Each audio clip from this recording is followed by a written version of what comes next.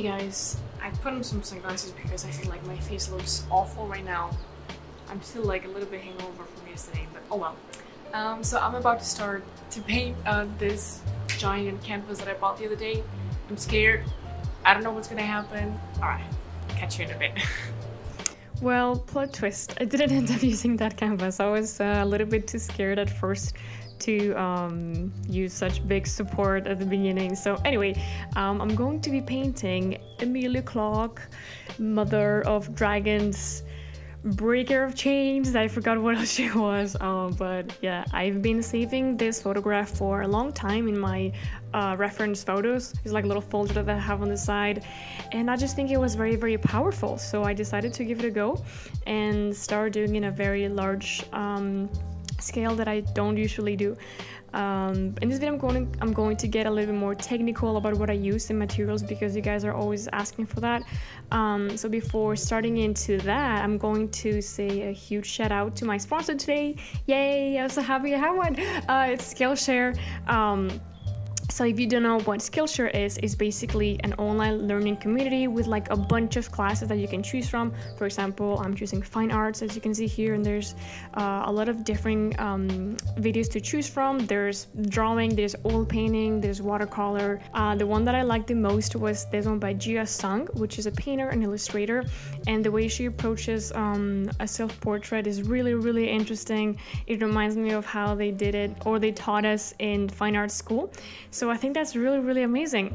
And this is also like a animation because I want to try to learn to animate, and also After Effects. I think that's something that I really, really want to achieve with, you know, so I can do a little things in my videos, especially my cosplay videos.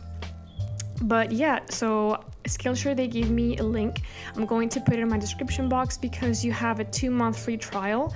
You can sign up for free and then try it out, see how it goes.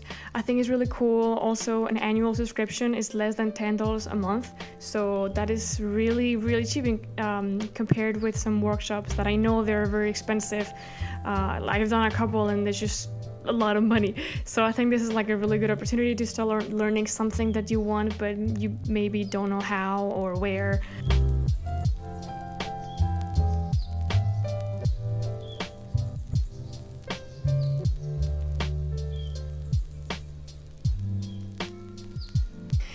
So moving on to the painting, as I said, I'm going to try to explain what I'm doing, although it's very hard because sometimes I'm more driven by my intuition than a technical skill.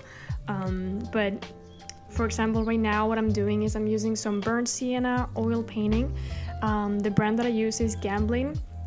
Gamblin is a really amazing brand. They are based in Portland, and the quality of the oils is just so good. It's so good. But I started painting with like very, very cheap oils, you know, that little kit that maybe your uncle or your aunt or your mom gives you for Christmas. So yeah, don't worry if you don't have the perfect materials. You will eventually build your own kit and the things that you need. So I started with this layer because I feel like the white of the canvas is very it's very, how to say this? I feel like with the burnt sienna, it established some values, so it's not as white. So it also helps me with my underpainting and the shadows that are going to peek through eventually. You will see in a little bit how this base coat or how this underpainting is going to help me in the future. If I'm being honest, I know I say this a lot, but it's just the truth. I was going to give up like now and then in the next 10 minutes, and I actually put it on a side. I waited for like a couple of days, and then I picked it up again. So that's how it goes. Not everything is like as smooth as it seems. Anyway, so here I'm using this Treacle, I think that's how you say it, Treacle brushes, and again, they're very, very nice quality. They're just so soft, and especially this one that is like flat. I love the ones that are flat. I feel like you can get really cool shapes and in a very clean way, because I have some of the cheap brushes, but you can tell they don't pick up the oil as good as this one. But anyway, I'm gonna have all my materials this time in the description box. I usually don't put them, but this time I will.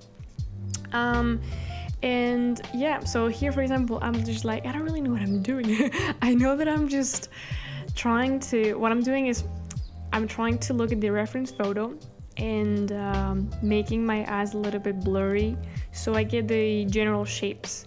I'm not going to get into details until later on.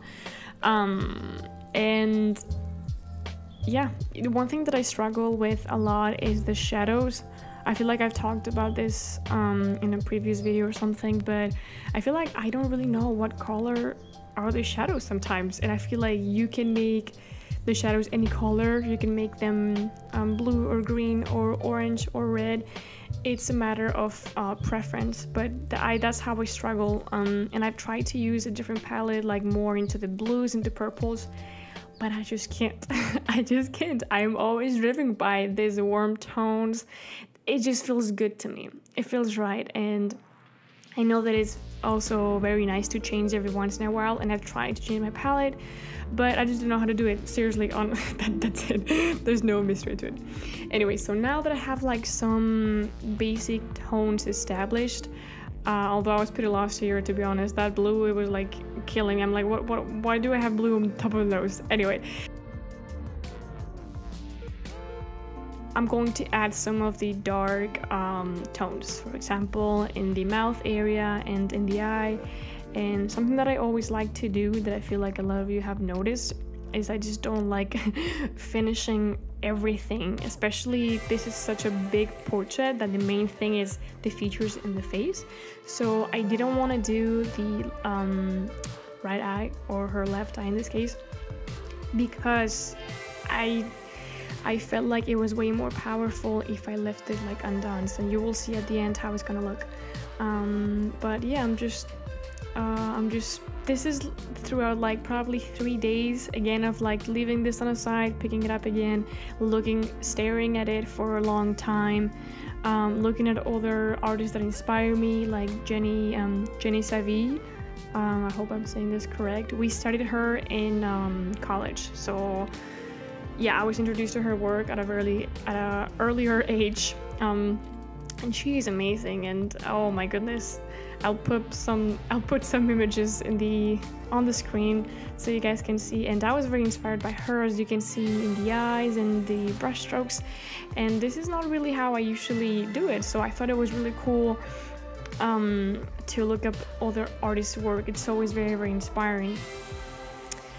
So this is just me looking at it, seeing what's not working, what do I need to change. For example, in my case, it was the regard, which is also the main focus. If you look at the picture of reference, you know, that's all of the weight is in her eyes and in her mouth. I feel like when you're about to cry, your mouth gets really puffy, and I believe this photo was taken, or at least that's what the title was, when something like her father didn't believe in her, or something, that she should be a waitress, you know, instead of an actress. So it's kind of like a feeling of not following your dreams, or feeling stuck, or feeling that you're basically not enough to pursue your dreams. That's what this meant to me. And I also have like really bad anxiety sometimes with like my work and myself, and I feel like this was also a way to just, you know, make it into something, you know, get all these feelings inside me and just put them here and just let it go. And that is also like very nice. That and going to therapy, that is really good. So yeah, this is like a mixture of just self-doubt and I don't know, honestly, that's like up to you. I think this is my mom called, so sorry for the phone. But yeah, I'm just going and adding more layers. I didn't want to overdo it, you know.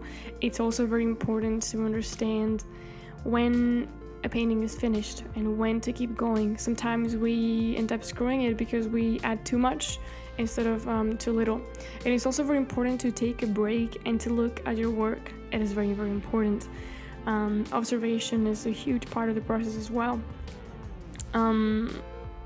But yeah, and yeah, I don't know, honestly, I don't know what I'm doing here.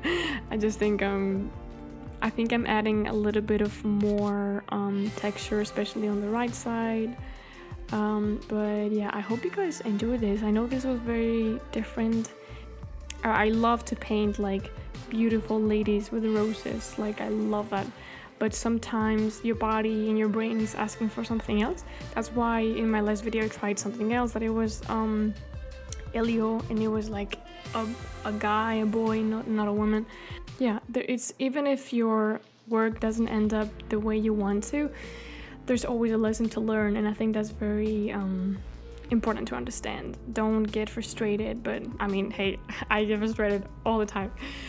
But just so you know that you're not alone, that I feel like every artist, even the ones that you admire the most, get frustrated with their work, and I'm pretty sure they've, you know, wanted to give up a lot of times.